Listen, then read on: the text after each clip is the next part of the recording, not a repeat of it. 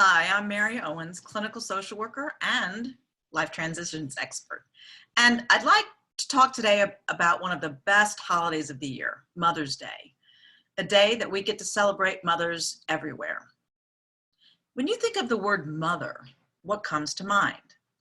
For me, it's creator, protector, healer, encourager, nurturer, and many other things. And think about all the different ways there are to mother.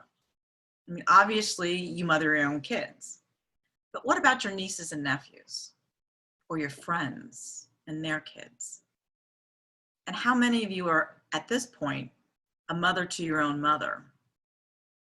But how many of you think about being a mother to yourself? You know, we talk a lot about self-care, which is really important, but how many of you self-nurture? Self-care are the things that we do to take care of ourselves. We go to the doctor, we go to the gym, we go and get our hair and nails done. Self-nurture, though, is a general attitude where we truly believe that we're worthy of tenderness, love, and protection. You know, forces beyond our control, like COVID, can take away a lot of things. Our freedoms to move about, our freedom to go to work, our freedoms to go shopping to a restaurant, our freedom to go to a graduation. But what it can't take away is how we think about ourselves and how we feel about ourselves. How many of you go to the gym only to get frustrated because you're not performing at the level that you should be performing at? Or you go and you get your hair done and you spend the entire time thinking about the things that you're not doing and all the things that you still have to do. Self-care without self-nurture just becomes another, or it can become another opportunity to judge ourselves, to be self-critical, and to create more stress. So I want to talk about how we can nurture ourselves, not just on Mother's Day, but every day. One of the best ways to care for ourselves is to avoid overwhelming and overcommitting ourselves, which I know, particularly for women, is sometimes challenging.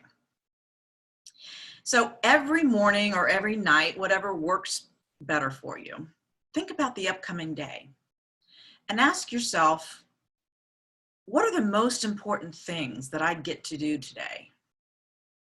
What are the things that really need my attention now versus those that may be able to wait a day or two? And what am I truly committed to creating today? Decide every day what you want the day to be, and then say no to everything else. And remember, a yes to someone or something else usually means a no to yourself. And a tip on how to say no. Rather than just saying, no, I can't, because there may be a real need involved in whatever request is being made of you. Try something like this. I can't do that, and this is what I can do. Make it a win-win situation where everybody's needs are being met, including your own, rather than a win-lose situation. And despite all of your best efforts, if you find yourself stressed out and overwhelmed, and you will, because life is going to continue to be life and none of us are perfect, do what you do when kids are overwhelmed and in meltdown. Give yourself a time out. I love giving myself times out, you know, because our brains don't know the difference between reality and fantasy.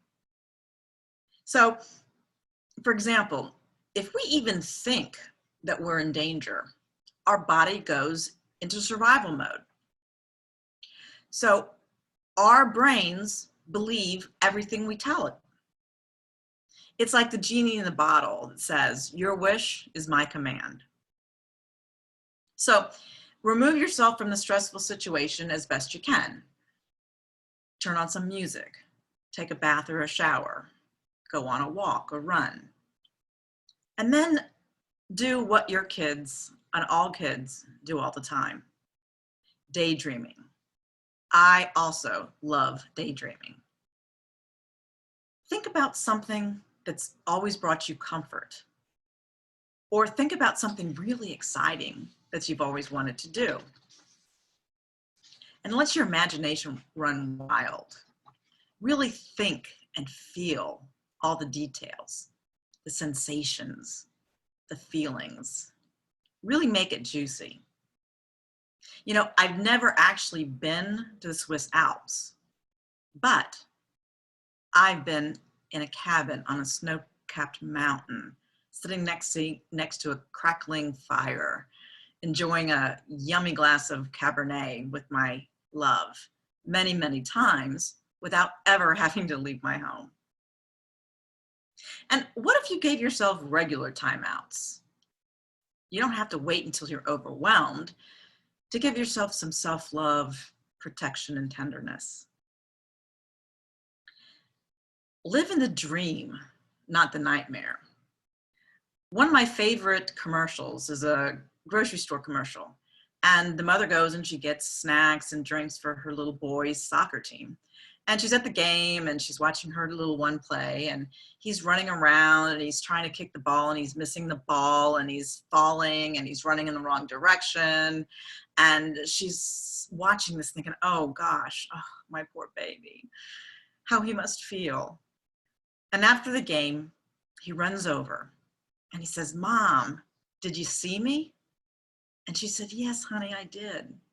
And he said, I was awesome. You gotta live in the dream, not the nightmare. No doubt about it, May 10th will be a Mother's Day like no others. So despite the current situation, ask yourself, what kind of Mother's Day do I want? How do I want to celebrate and nurture me? And then tell the genie in the bottle and watch it happen. Make it a fabulous Mother's Day. If you have any other questions, comments, or interested in a complimentary consultation, visit my website at www.marycowens.com. Have a beautiful day.